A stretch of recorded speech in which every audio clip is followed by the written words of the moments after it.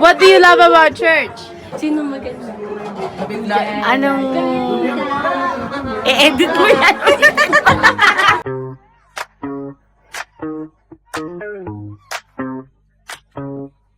Probably fellowship and prayers.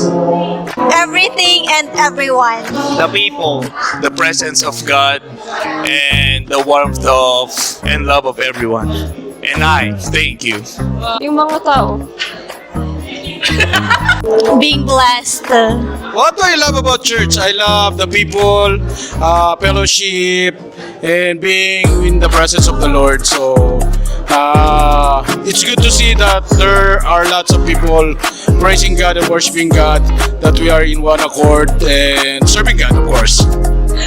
What do you love about church? Oh, what I love about church? A church worshiping God with fellow brothers and sisters, and then feeling His mighty presence. Yes. What I like about church is the fellowship and spending time with God and the people as well. And worshiping God. Siyempre, unang-una si Lord dahil siya yung dahilan kung ba't tayo nag church. Because He first loved us, kaya minamahal natin siya. At sunod, yung mga kapatiran dahil love God and love other people. Una yung presence of Lord, kasi katulad nga sinabi na. Tsaka yung growth ng relationship with God. Hindi ko siya naramdaman sa kahit anong lugar na na-try kong puntahan para mas maintindihan ko o mas mapalalim pa yung pagkakaunawa ko kay God.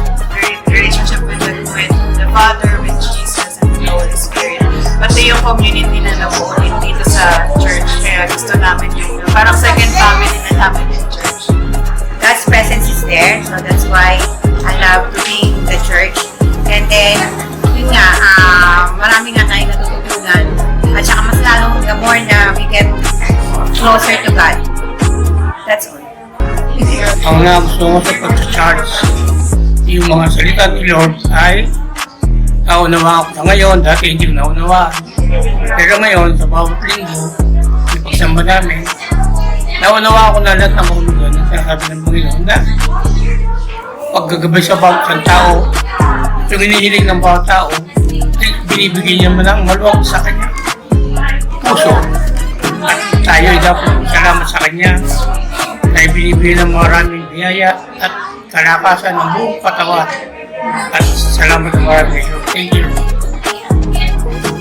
At maraming natututunan sa mga bayag ng Presence of God in our church and our family church.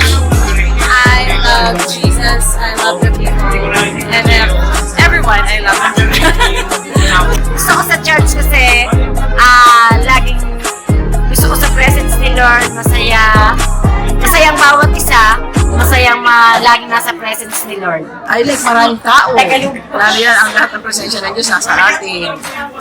Lahat tayo masaya, maligaya, at nagkakasama-sama. We have community. It's like I'm never alone. There's always someone there who cares. And I can always rely on the pastor in my